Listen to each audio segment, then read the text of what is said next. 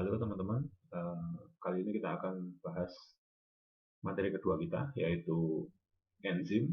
Sebenarnya termasuk materi yang pertama, hanya kita pisahkan karena protein itu sangat besar dan banyak skupnya, jadi enzim kita masukkan ke materi tersendiri. Tapi seperti yang kita tahu bahwa enzim itu juga merupakan bagian dari protein. Kita langsung masuk ke slide-nya ya. Oke, mungkin teman-teman sudah tahu enzim itu pemanfaatannya seperti apa. Sering disebutkan kok, dan juga sering juga mungkin diaplikasikan di rumah teman masing-masing gitu. Untuk misalnya untuk mengembukan daging itu harus diberi apa sih? Oh, diberi daun pepaya misalnya seperti itu. Tapi dari dulu sudah tahu, nenek moyang juga sudah tahu, cuman kemudian apa yang mengakibatkan bisa seperti itu? Nah, itu adalah kerja enzim. Di sini kita akan membahas definisinya apa sih enzim itu, kemudian pengelompokannya seperti apa, kemudian kok bisa sih dia berfungsi seperti itu, berbagai macam fungsi itu bagaimana ya. Kemudian kita juga akan nanti mengenal ada kerjanya seperti apa dan juga penghambatannya seperti apa. Ada kan enzim yang kadang-kadang harus dihambat karena sesuatu tujuan tertentu gitu. Mekanismenya seperti apa? Nanti kita akan bahas di slide-slide selanjutnya. Nah, yang pertama kita akan masuk ke definisi enzim. Di sini ditulis enzim sebagai katalis reaksi biologis. Ya, jadi enzim adalah protein yang meningkatkan laju reaksi dengan cara menurunkan energi aktivasi. Nah, di sini kita lihat enzim adalah protein. Kita sudah tahu semua enzim itu protein. Ya, kemudian yang meningkatkan laju reaksi. Ya, reaksi itu kemudian akan berlangsung dengan cepat. Saya mau ngambil contoh yang gampang saja. Daging lebih empuk jika kita beri enzim misalnya. Proses pengembukan daging itu akan menjadi lebih empuk, lebih cepat gitu. Kalau misalnya kita memasak daging tanpa penambahan enzim 1 jam baru empuk misalnya, dengan penambahan enzim 15 menit empuk misalnya seperti itu. Itu adalah laju reaksi pengembukan itu, ya, itu akan berlangsung dengan lebih cepat. Itu adalah meningkatkan laju reaksi. Kemudian dengan cara menurunkan energi aktivasi. Energi aktivasi itu apa? Energi aktivasi itu adalah energi yang dibutuhkan untuk setiap apa yang terjadi di, kita beri contoh apa yang terjadi di tubuh kita. Setiap peristiwa itu kan membutuhkan energi. Energi aktivasi itu untuk memulai peristiwa itu. Nah, misalnya katakanlah Anda bangun tidur, kita tidur, ya, kemudian bangun tidur, kemudian beraktivitas mandi, kemudian berpakaian, naik kendaraan ke kampus, kuliah dan lain sebagainya. Ya, bagian yang paling berat itu apa? Bangun tidur, ya kan? Bangun tidur adalah bagian yang paling berat. Nah, disitulah dibutuhkan energi aktivasi, energi untuk memulai sesuatu. Kan ketika Anda sudah bangun tidur, berat kan, tapi setelah itu ya Anda memulai aktivitas itu dengan biasa kan. Beratnya adalah di awal. Nah, untuk memulai itu yang biasanya besar, dinamakan energi aktivasi. Nah, enzim fungsinya adalah menurunkan energi aktivasi yang dibutuhkan ini, sehingga reaksi bisa berjalan dengan cepat. Ya. Nah, enzim mengkatalis hampir semua reaksi kimia yang terjadi pada sel dan tubuh manusia. Di tubuh kita itu semuanya reaksi kimia. Dan hampir semuanya itu ada enzim yang mengkatalis di situ. Kalau enggak, prosesnya akan berlangsung dengan sangat-sangat lama gitu ya. Nah, karena dia hanya bersifat sebagai katalis, maka enzim ini tidak bertambah atau berkurang selama reaksi. Ingat ya, enzim ini hanya mengkatalis saja. Jadi dia tidak ikut reaksi, tidak bertambah atau tidak berkurang. Oke. Nah, karena sifatnya yang sebagai katalis ini tidak ikut reaksi ini, maka enzim itu reusable ya, dapat digunakan berulang kali. Ya, kalau masih kondisi baik, kecuali dia sudah terdenaturasi dan lain-lain. Ya, seperti itu. Oke, pemanfaatan enzim itu untuk apa saja sih? Enzim itu seperti yang kita tahu dia berperan di metabolisme kita. manusia, hewan maupun tumbuhan. Awalnya seperti itu, tapi kemudian karena kesaktiannya ini, kemudian manusia memanfaatkan untuk berbagai macam hal. Ya, yang paling sering kita jumpai ya, itu dipergunakan di bidang pangan, ya, baik industri pangan maupun di rumahan, hal-hal yang kecil seperti itu. Kemudian di industri kimia, ya itu yang paling sering kita bersentuhan dengan pemanfaatan enzim. Selain itu, digunakan juga di dunia medis ya, untuk diagnostik tool penyakit genetis biasanya, ya, karena kekurangan atau kelebihan enzim. Nah, kemudian enzimnya digunakan sebagai diagnostik tool. Gitu. Kemudian selain hal-hal yang positif itu, ya namanya juga manusia kan, ya ada juga enzim yang pemanfaatannya itu untuk pembuatan senjata biologis. Ya, seperti yang Anda kenal, pemanfaatannya itu untuk senjata biologis. Tetapi ada juga yang kemudian memanfaatkan enzim ini untuk kebalikannya, yaitu untuk inhibitor. Ya, jadi sebagai lawannya senjata biologis.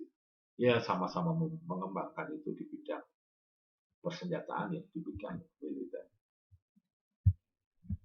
Oke, ini adalah struktur dari enzim ya. Jadi artinya adalah pembagian-pembagiannya itu seperti apa sih?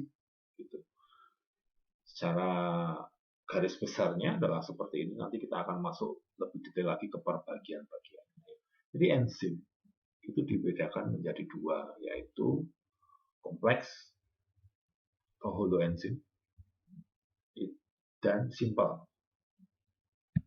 Jadi kompleks atau holoenzim adalah memiliki bagian protein dan non-protein. Ya, namanya juga kompleks kan, memiliki bagian protein dan non-protein. Atau disebut juga sebagai kofaktor. Kemudian kalau simple enzim itu adalah protein saja. Nah, kompleks enzim ini dibedakan lagi menjadi dua, yaitu apoenzim. Apoenzim adalah bagian proteinnya saja. Kemudian dan juga kofaktornya. Oke. Nah, kofaktor ini dibedakan menjadi dua. Yang pertama adalah prostetik. Nah, biasanya prostetik itu merupakan suatu senyawa anorganik yang kecil atau atom gitu. Biasanya dia ini terikat dengan kuat ya di apoenzim. Nah, kalau koenzim itu biasanya merupakan molekul organik yang besar dan ikatannya itu tidak sekuat yang prostetik. Jadi istilahnya ikatan lemah ya, loosely bound to the apoenzyme. Oke, kita lihat di sini. Ini adalah kita masuk ke perbagian ya. Ini adalah apoenzim dan holoenzim. Oke. Enzim tanpa bagian non-protein disebut apoenzim dan biasanya inaktif ya, seperti yang kita tahu kemarin ya. Protein itu memiliki sifat fungsional ketika dia terikat dengan yang lain gitu. Ya, baru memiliki sifat yang aktif. Kemudian holoenzim adalah enzim kompleks dengan non-protein. Kalau kita lihat di sini bentuknya seperti ini. Hanya protein saja, dia inaktif. Kemudian dia ada kofaktornya. Ya, contohnya koenzim, gitu ya, koenzim ya.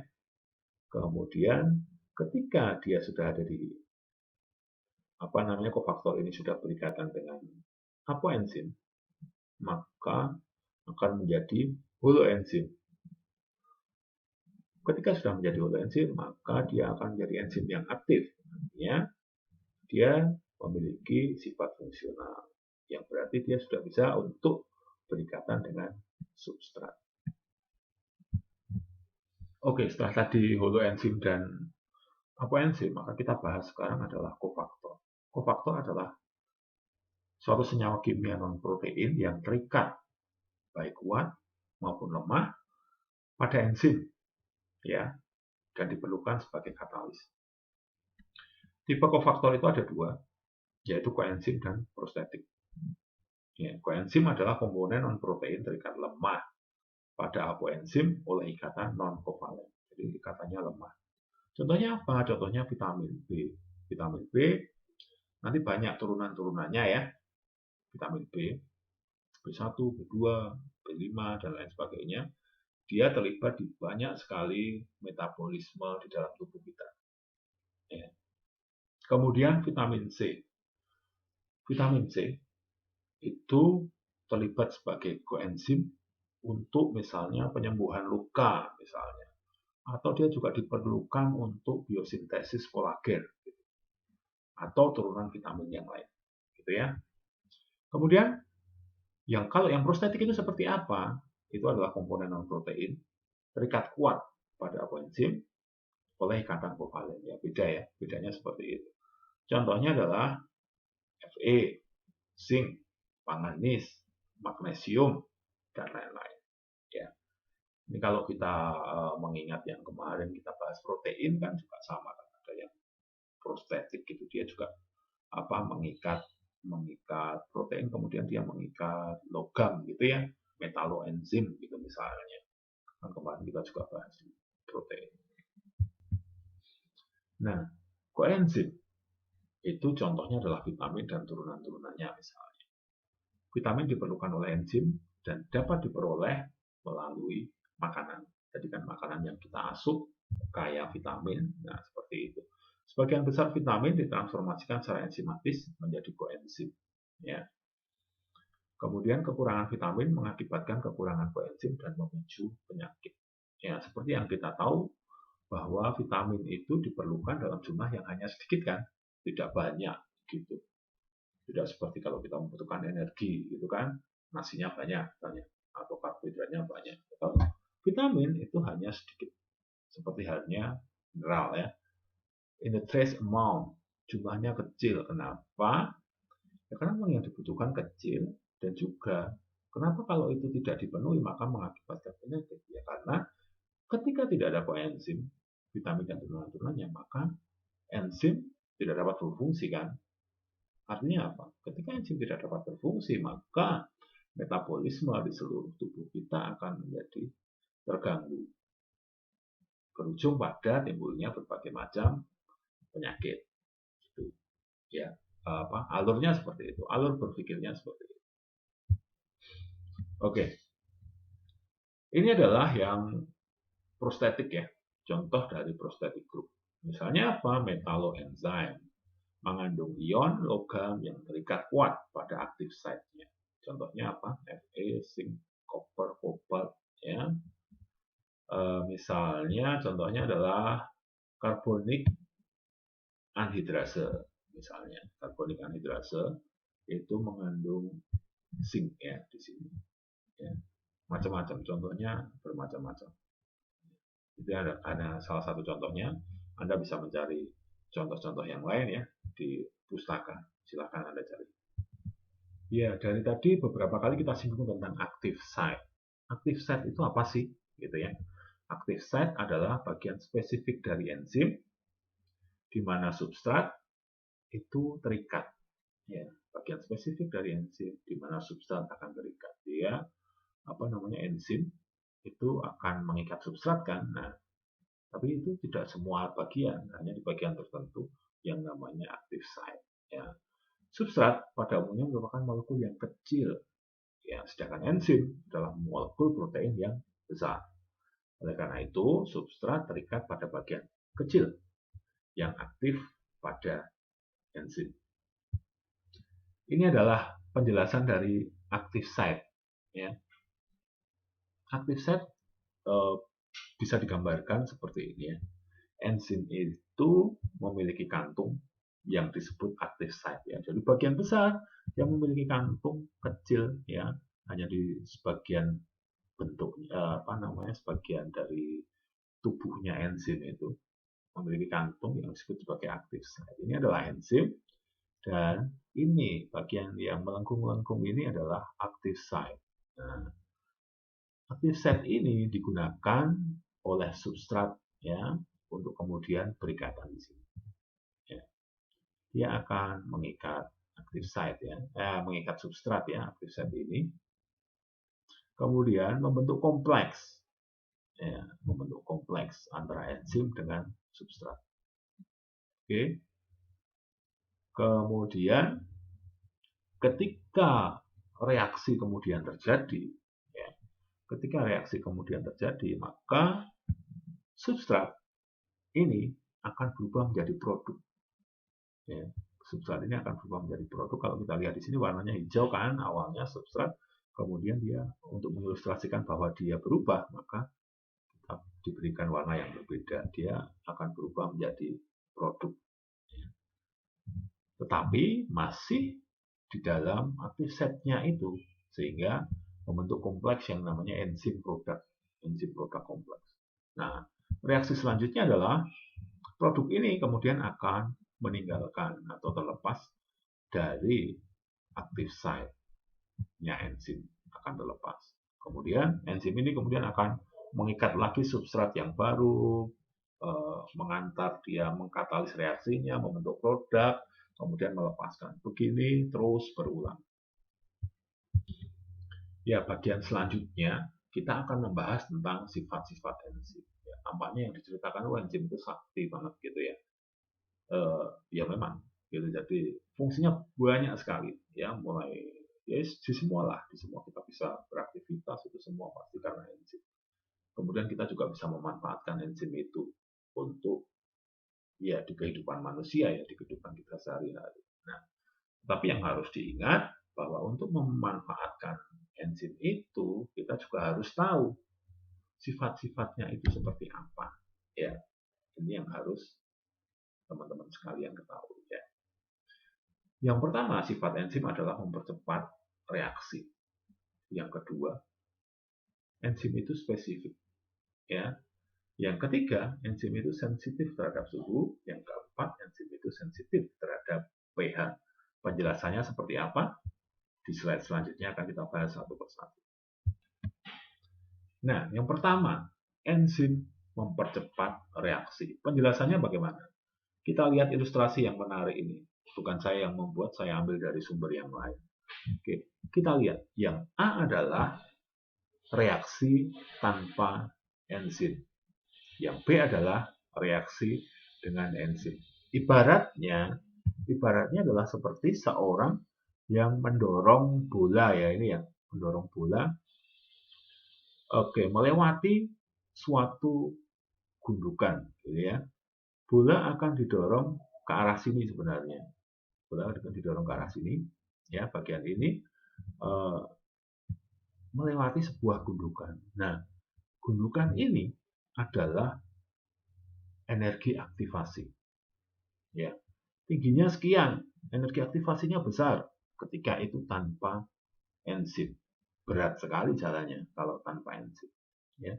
Misalnya pada reaksi pemecahan laktosa misalnya, menjadi glukosa dan galaktosa. Katakanlah seperti itu contohnya.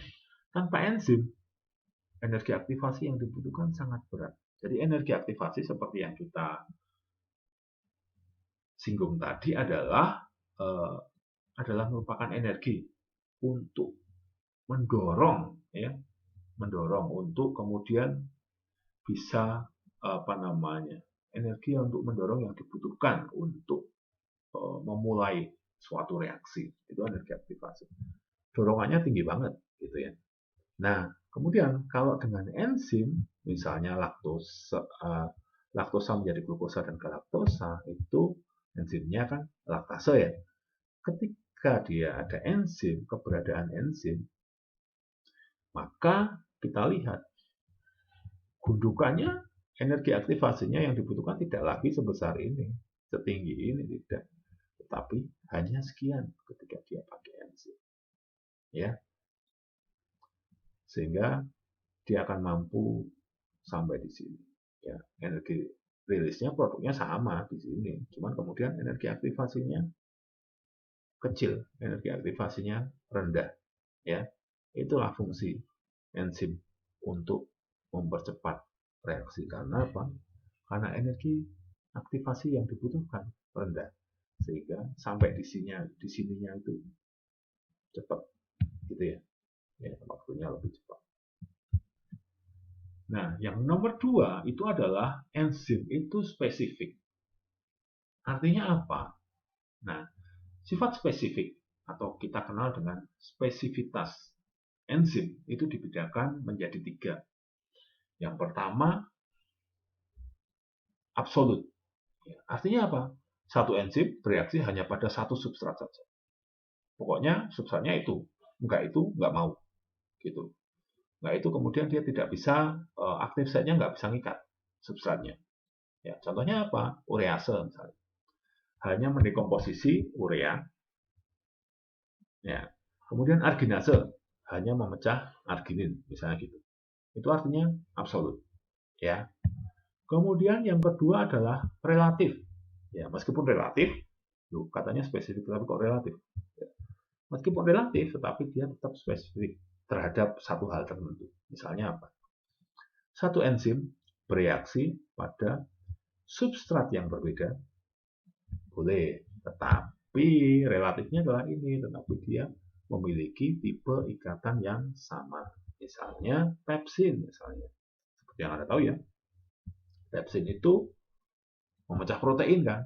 Jenis protein kan macam-macam. Pepsin tetap bisa memecah semuanya karena memiliki tipe ikatan yang sama. Itu maksud dari relatif. Kemudian yang ketiga adalah stereospecificity. Artinya apa? Enzim dapat mengkatalis substrat dengan konfigurasi tertentu. Ya, misalnya chymotrypsin misalnya, menghidrolisis protein yang berada di dekat fenilalanin. Syaratnya adalah fenilalanin harus memiliki konfigurasi S. Ya, konfigurasi tertentu itu bisa dikatalis ya oleh enzim reaksinya.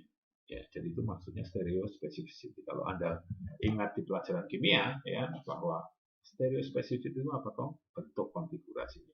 Ya, seperti itu. Sifat yang ketiga dari enzim adalah sensitif terhadap pH. Ya. Setiap enzim memiliki aktivitas maksimum pada pH tertentu atau pH optimum. Rentangnya banyak. Ya, rentangnya banyak sekali karena enzim juga banyak sekali. Misalnya apa? Tripsin misalnya. Ya, pH sekitar 6, 7 gitu. Tapi ada juga pepsin misalnya. Dia rentang pH-nya 2, 3 gitu. Kenapa? Karena dia kerjanya di lambung gitu kan. Jadi dia punya apa namanya? pH tertentu. Setiap enzim punya kisaran pH tertentu dan ini luas sekali. Tergantung fungsinya dia di mana, kondisinya seperti apa. Gitu ya. Maksud dari sensitif terhadap pH. Ketika misalnya tripsin kemudian dikenakan pH yang asam, katakanlah begitu, nah tentu dia tidak bisa berfungsi atau bahkan mungkin dia rusak. Gitu. Pepsin juga begitu. Ketika dikenakan pH yang basah, katakanlah, ya seperti itu. Punya pH optimum masing-masing. Kemudian yang keempat adalah sensitif terhadap suhu. Ya. Setiap enzim memiliki aktivitas maksimum pada suhu tertentu, sama seperti pH tadi ya. pH tertentu, ini suhu tertentu, suhu optimumnya berapa gitu.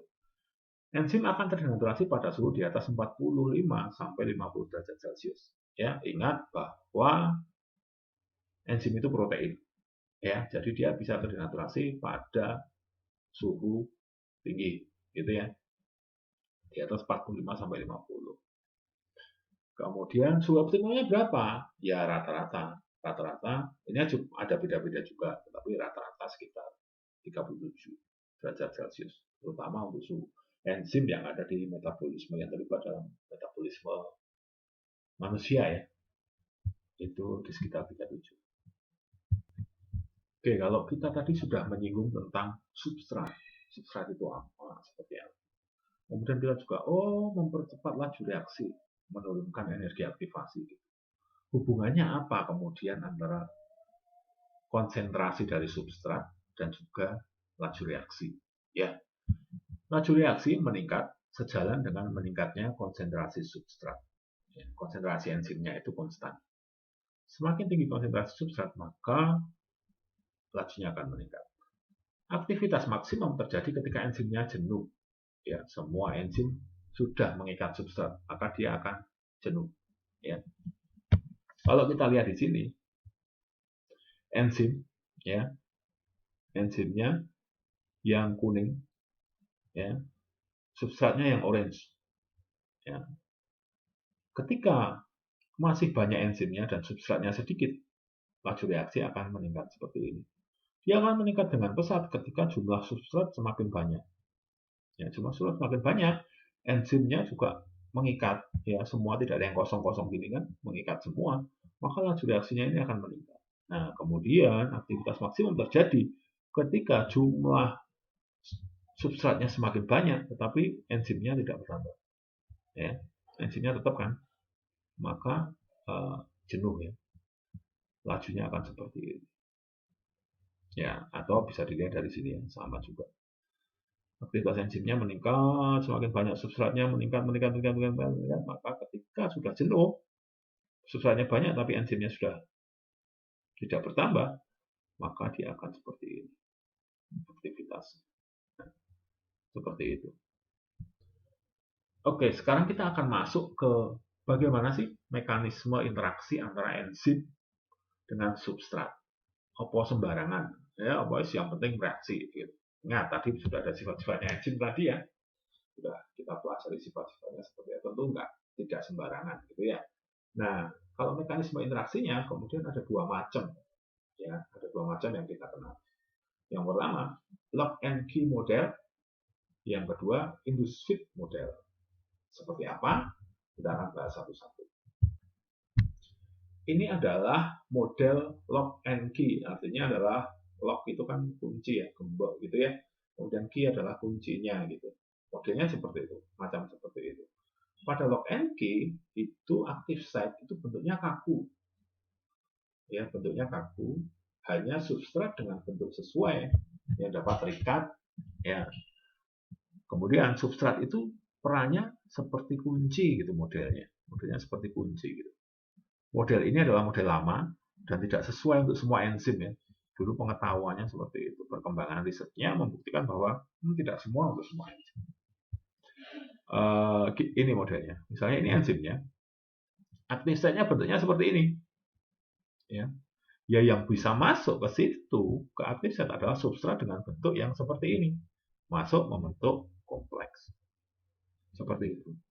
Itu adalah lock and key. Sama seperti ketika Anda punya gembok gitu ya, atau punya almari gitu, ya hanya kunci yang sesuai yang bisa buka.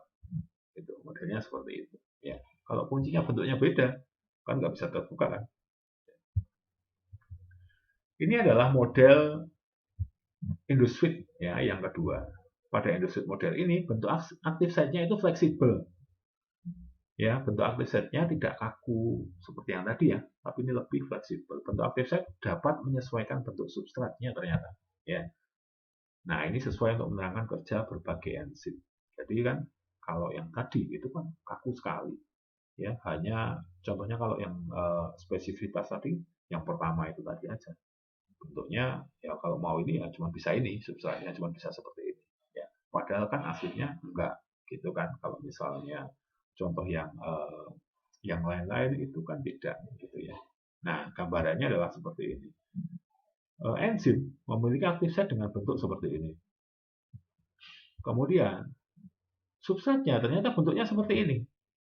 Kalau di induced model bisa menyesuaikan, ya maka active site-nya akan menyesuaikan bentuknya dia, bentuk substrat ini menjadi seperti ini dan tetap mampu membentuk enzim substrat kompleks. Enzim tetap mampu berperan sebagai katalis dalam reaksi ini. Gitu. Bentuknya seperti itu. Induced itu menyesuaikan bentuknya ya. Kalau kita tadi sudah melihat mekanismenya seperti apa, cara mengikatnya seperti apa, active site seperti apa, maka sekarang kita lihat reaksi katalisasi oleh enzim. Reaksinya itu seperti apa sih? Nah, tapi ini reaksi secara umum ya, general aja. Kita tidak masuk ke reaksi yang secara khususnya seperti apa ataupun kinetika reaksinya seperti apa, kita tidak masuk ke situ. Ya. Ketika substrat terikat di active site, maka terbentuk enzim substrat atau ES kompleks. E enzim plus substrat kan, dari awal tadi kita sudah tahu, maka dia akan terbentuk ES kompleks. Ya. Kemudian di ES ini kemudian akan berubah menjadi E, enzimnya tetap, dan substratnya akan berubah menjadi P, produk. Ya.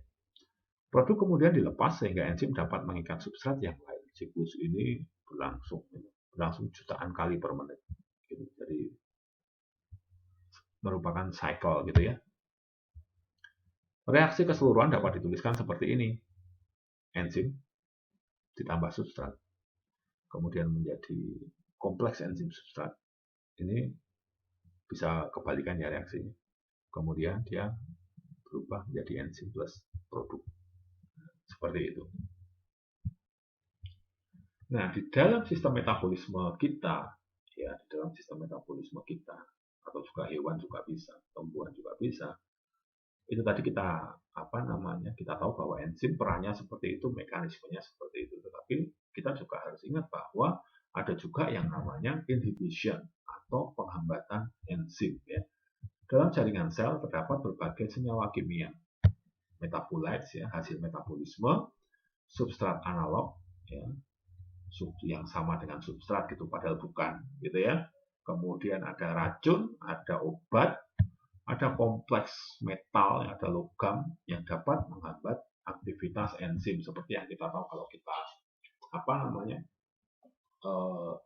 let's say kita keracunan misalnya, ya keracunan kemudian apa yang terjadi, reaksinya seperti apa, itu kan akibat dari enzim yang terhambat oleh inhibisi, enzim yang metabolisme kita yang terhambat oleh inhibitor, gitu ya, peristiwa inhibition, gitu. Seperti yang enzim tadi, ada yang positif, ada yang negatif, sama. Inhibition ini juga ada yang positif, ada yang negatif. Seperti apa nanti kita lihat contoh-contohnya ya. Tetap sama. Jadi ada hal yang positif digunakan untuk hal yang pemanfaatan yang positif. Ada juga inhibitor yang memang mengganggu kesehatan, misalnya katakanlah seperti itu. Nah, penghambat kerja enzim disebut sebagai inhibitor. Terikat pada enzim dan mencegah terbentuknya kompleks enzim substrat maupun terlepasnya enzim substrat menjadi enzim plus produk. Ya.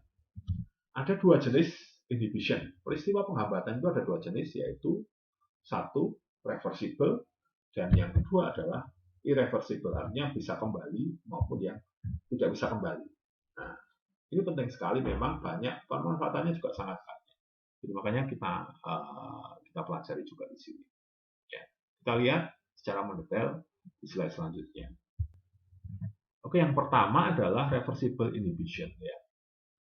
Setelah berikatan dengan enzim, maka akan membentuk kompleks. Kalau yang tadi enzim substrat itu ES, maka enzim dan inhibitor itu EI. Ya. Tapi ketika dia terikat, maka dia dapat melepaskan diri dengan cepat. Gitu ya. Dapat dilepaskan atau dapat melepaskan diri dengan cepat. Nah, ketika berikatan dengan inhibitor, maka enzim itu menjadi tidak aktif. Ya, tidak mampu melaksanakan fungsi-fungsinya. Kompleks EI terikat oleh ikatan non-kovalen yang lemah, makanya mampu melepaskan diri dengan cepat ya. Ya. Reversible inhibition itu ada 3 jenis. Yang pertama adalah kompetitif, yang kedua adalah unkompetitif, dan yang ketiga adalah non-kompetitif. Apa itu? Kita bahas selanjutnya. Oke, yang pertama adalah reversible inhibition yang kompetitif. Ya, yang kompetitif itu apa? Inhibitor memiliki struktur yang mirip dengan substrat sehingga dia terikat di active site yang sama. Artinya apa? Itu adalah kompetitif. Berkompetisi ya, berkompetisi antara substrat dengan inhibitor karena bentuknya mirip. Ya, berkompetisi untuk terikat dengan active site sehingga namanya menjadi kompetitif itu tadi. Ya. Enzim tidak dapat membedakan. Enzim tidak dapat membedakan. Active site itu tidak dapat membedakan antara apakah itu substrat, apakah itu inhibitor, karena strukturnya mirip, gitu ya. Ketika I terikat, Nah, ketika inhibitor itu mendahului aktif site-nya untuk terikat pada enzim, maka substratnya tidak akan terikat. Nah, gitu. Jadi cepet-cepetan. Terikatnya duluan yang mana. Nah, karena tadi ikatannya adalah non-kovalen yang lemah, maka inhibitor ini dapat dilepas, ya dapat diusir inhibitor ini dengan meningkatkan konsentrasi dari substratnya, meningkatkan konsentrasi dari substrat. Nah, ini adalah gambaran dari kompetitif inhibitor. Contohnya, misalnya enzim ya, yang kuning ya, aktif site-nya bentuknya seperti ini. Ya, nah substratnya seharusnya bentuknya seperti ini. Ya, substratnya bentuknya seperti ini. Tambahnya hijau lah katakanlah substrat. Kompetitif inhibitor itu dia memiliki bentuk yang mirip kita lihat. Seperti ini kan. Ya, seperti ini. Dia bentuknya mirip. Tetapi dia bukan substrat yang dibutuhkan oleh enzim. Ya, bukan substratnya. Tapi dia bisa terikat di sini. Ya, ketika dia terikat di sini, maka enzim ini yang seharusnya kalau di sini dia akan menghasilkan produk, maka di sini dia tidak akan menghasilkan produk. Dia menjadi tidak aktif. Gitu ya. Contohnya apa? Salah satu contoh adalah penisilin. Tahu kan? Ya. Banyak digunakan sebagai obat kan, ya penisilin ya.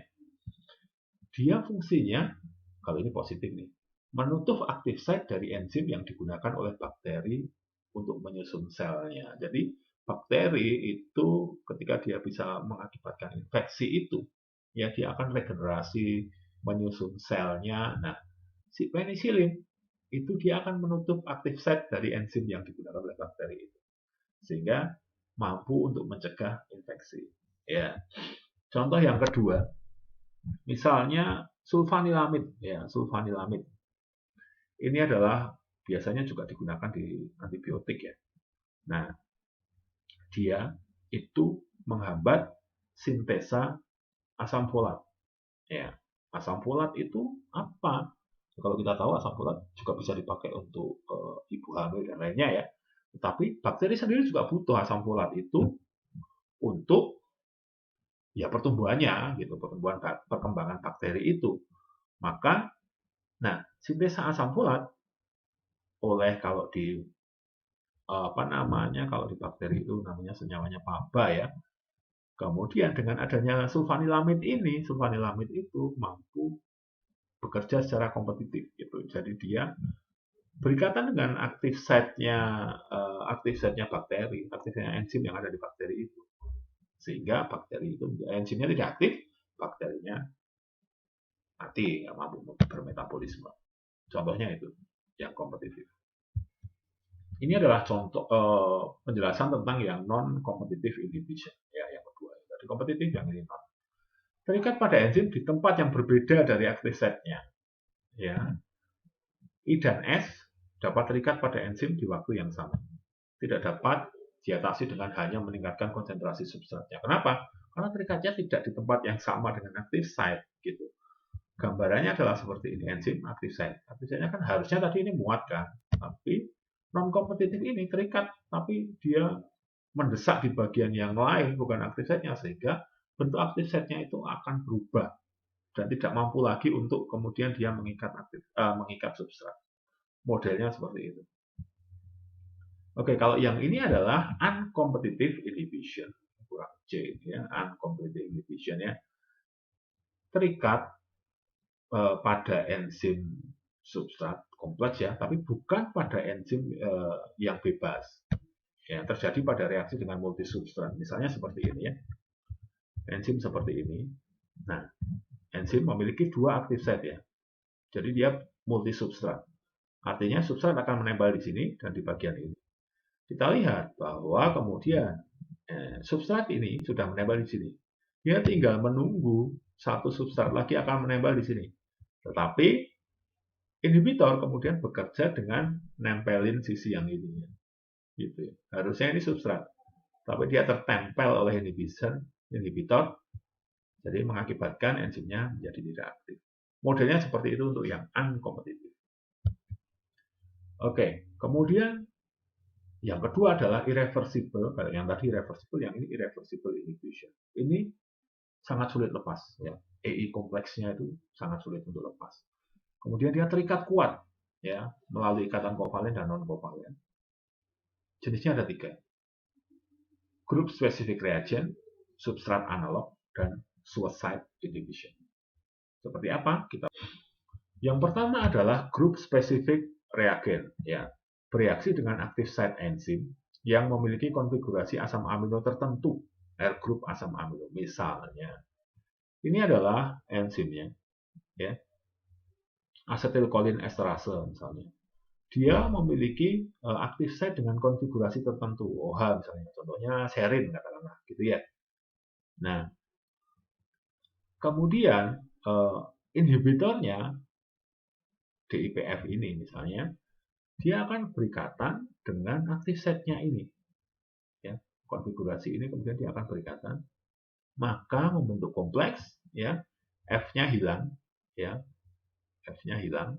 Nah, enzim ini kemudian menjadi inaktif. Misalnya contohnya seperti ini. Yang kedua adalah substrat analog, ya. Nah, secara struktur itu sama seperti substrat. Sebenarnya mirip dengan yang tadi ya, yang mirip dengan yang reversible, yang kompetitif tadi. Secara struktur sama seperti substrat. Misalnya ini. Ini adalah natural substrat untuk chymotrypsin misalnya. Spesifik grupnya di sini. Tapi juga ada inhibitornya, ya, inhibitornya. TPCK misalnya. Ini adalah inhibitornya. Kemudian di active site enzim chymotrypsin, ya, enzim chymotrypsin itu dia mengikat TPCK-nya ini. Kemudian mengakibatkan menjadi ketika membentuk kompleks dengan inhibitor, maka dia menjadi tidak aktif. Kan kita lihat strukturnya sama, mirip, ya, strukturnya mirip sama seperti yang tadi. Bedanya kalau yang ini dia irreversible, ya, tidak bisa dilepaskan. Nah, yang ketiga adalah suicide inhibition, ya. Suicide artinya bunuh diri, ya. Jadi terikat sebagai substrat, inhibitornya terikat sebagai substrat, kemudian menghasilkan senyawa antara. Ya. Kompleks itu kemudian menghasilkan senyawa antara yang malah akan menghambat kerja enzim. Jadi disebut suicide karena enzim berperan dalam proses pembentukan senyawa inhibitor itu sendiri. Ya. Misalnya, tapi ini juga dimanfaatkan untuk hal yang positif ya, misalnya penisilin yang tadi kita sudah singgung ya. Ini pada bagian dinding sel, dia akan membentuk senyawa inhibitor yang kemudian mematikan enzim dinding sel bakteri, misalnya gitu. Kemudian aspirin, kenal kan? Aspirin untuk obat sakit kepala itu, ya. Enzimnya siklooksigenase itu berperan dalam sistem informasi ya. Itu kalau kita sakit misalnya, kalau kita sakit pusing atau apa, minum aspirin kok hilang gitu kan, minum aspirin kok sembuh.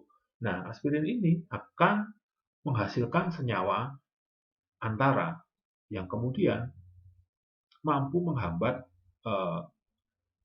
enzim siklooksigenase itu. Jadi enzim ini tidak mampu meneruskan informasi sakitnya itu ke otak, gitu, ke nervous system, tidak diteruskan. Jadi akhirnya ya sakitnya nggak terasa. Padahal sakitnya itu ada nggak? Ya ada. Cuman kan penghilang rasa sakit toh. Pusing gitu, nggak terasa karena enzimnya kemudian dihambat. Gitu. Modelnya seperti itu, menarik. Nah, itu tadi adalah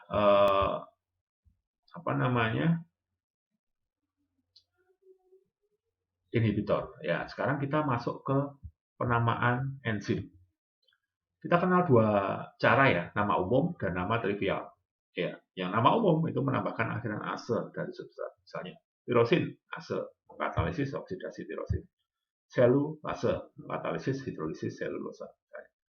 Nama umum tidak menggambarkan reaksi kimianya. Nama ini, ya, reaksi kimia nggak tahu. Gitu.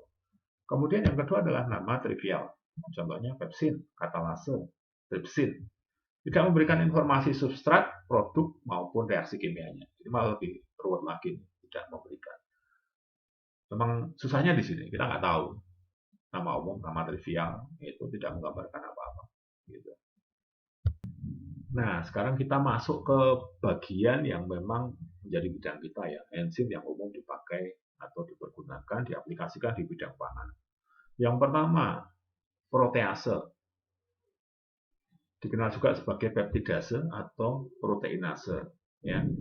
Fungsinya untuk mengkatalis proteolisis atau pemutusan ikatan protein menjadi polipeptida atau asam-asam amino, atau prosesnya hidrolisis ya. Sumbernya apa? Tanaman, hewan, bakteri, virus. Ini ada macam-macam ya fungsinya seperti ini. Protein hidrolisis of flavor enhancement. Apa namanya? Flavor ya, pembentukan flavor untuk mencari ya, kita mengaplikasikan untuk kita mau mengekstrak flavor nih gitu. Kemudian yang sangat kita kenal, meat tenderization, pengembukan daging. Ya, misalnya. Kemudian meningkatkan daya cerna dari gluten.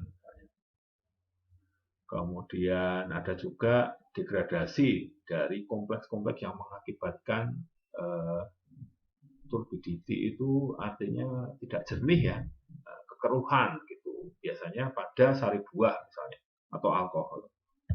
Kemudian dimanfaatkan juga untuk curdling of milk ya, apa namanya, artinya membuat curd ya, membuat curd dari susu ya, penggumpalan gitu ya. Itu aplikasinya banyak sekali.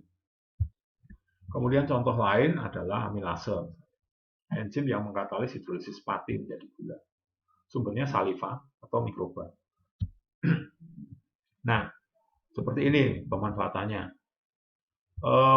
Saccharification artinya pemutusan ikatan kemudian menghasilkan gula-gula sederhana gitu ya, dari karbohidrat kompleks menjadi gula-gula sederhana.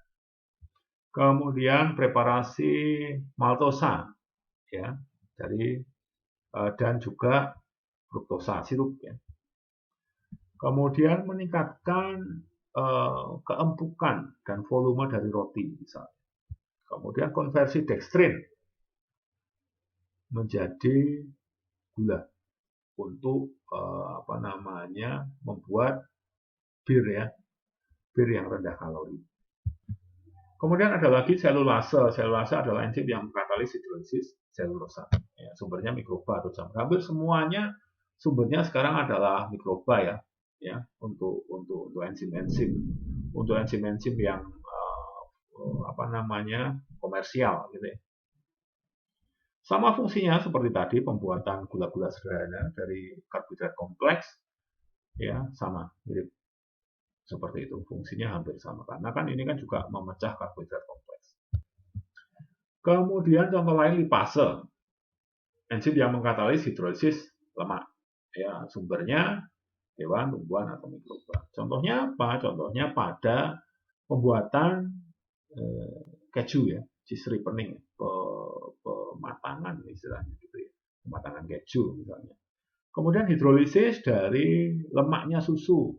Untuk apa? Untuk memperbaiki aromanya. Ya, untuk memperbaiki aromanya. Kemudian mempengaruhi kualitas dari minyak ya, minyak dan lemak yang untuk minyak makan ya, untuk konsumsi. Kemudian juga fungsinya untuk bahan dari makanan fungsional. Tujuannya apa? Misalnya untuk mengurangi kadar kolesterol dalam darah. Kemudian bisa juga emulsifikasi ya, pada adonan, itu juga bisa. Selanjutnya pektinase, enzim yang mengkatalis degradasi dari pektin. Ya, mengkatalis degradasi dari pektin. Pektin tentu saja kita tahu apa namanya, dia merupakan apa namanya, suatu komponen ya yang ada di banyak kita jumpai di buah-buahan misalnya, termasuk hidrokoloid ya. Memfasilitasi ekstraksi dari buah ya, klarifikasi artinya penjernihan, termasuk filtrasi atau apa namanya, penyaringan gitu ya. Produksi dari oligosakarida ya. Kemudian memperbaiki hasil dan kualitas dari essential oil, ekstraksi essential oil ya. Dia akan mendegradasi pektin sehingga ekstraksi dari minyak-minyak esensial ya, minyak-minyak esensial itu bisa berjalan dengan lebih baik gitu. Kemudian juga digunakan sebagai makanan fungsional juga.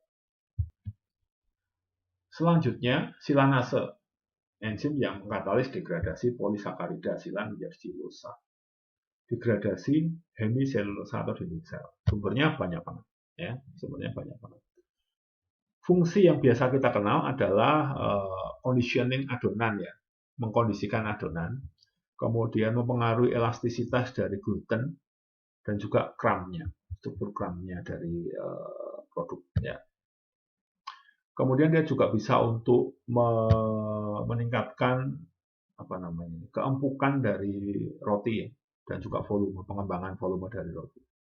Kemudian dia juga untuk sintesis dari silo-oligosakarida. Yang lain lagi misalnya beta-galaktosidase, mengkatalis hidrolisis beta-galaktosida menjadi monosakarida. Sumbernya banyak juga. Nah, contohnya penerapannya apa? Breakdown laktosa, ya. Laktosa kemudian dipecah, ya. Laktosa kemudian dipecah seperti yang tadi laktase tadi, ya. Untuk apa? Kalau di penerapan di bidang pangan itu untuk memproduksi susu yang bebas laktosa atau kandungan laktosanya rendah, digunakan untuk biasanya teman-teman yang laktos intoleransi gitu. Kemudian juga untuk produksi galakto-oligosakarida dari laktosa. Nah, enzim lain adalah fitase, misalnya mengkatalis hidrolisis asam fitat. Asam fitat itu apa? Asam fitat adalah komponen yang tidak dapat dicerna, yang biasanya ada di kacang-kacangan gitu misalnya. Dia adalah zat anti gizi.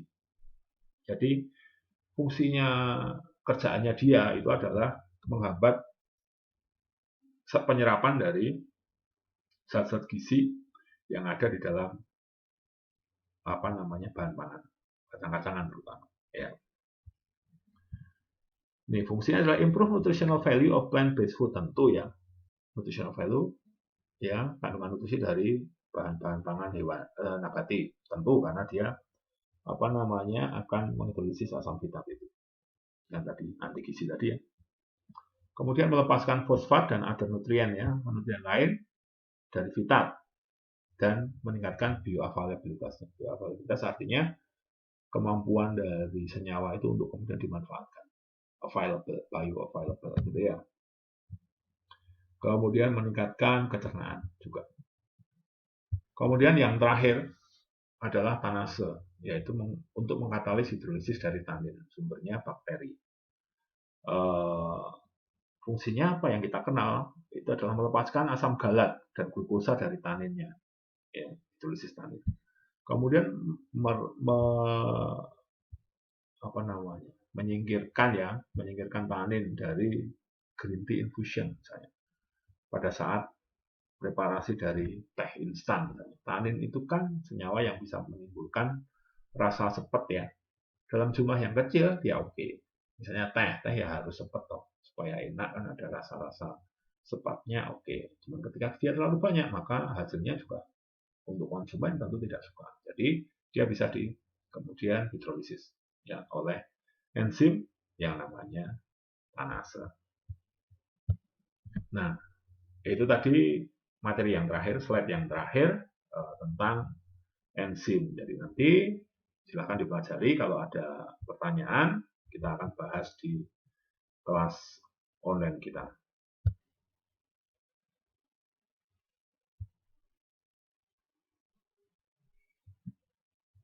Ya, demikian materi yang bisa saya sampaikan teman-teman. Nanti kalau ada pertanyaan atau apapun kita bahas di kuliah online kita, ya. Thank you, terima kasih.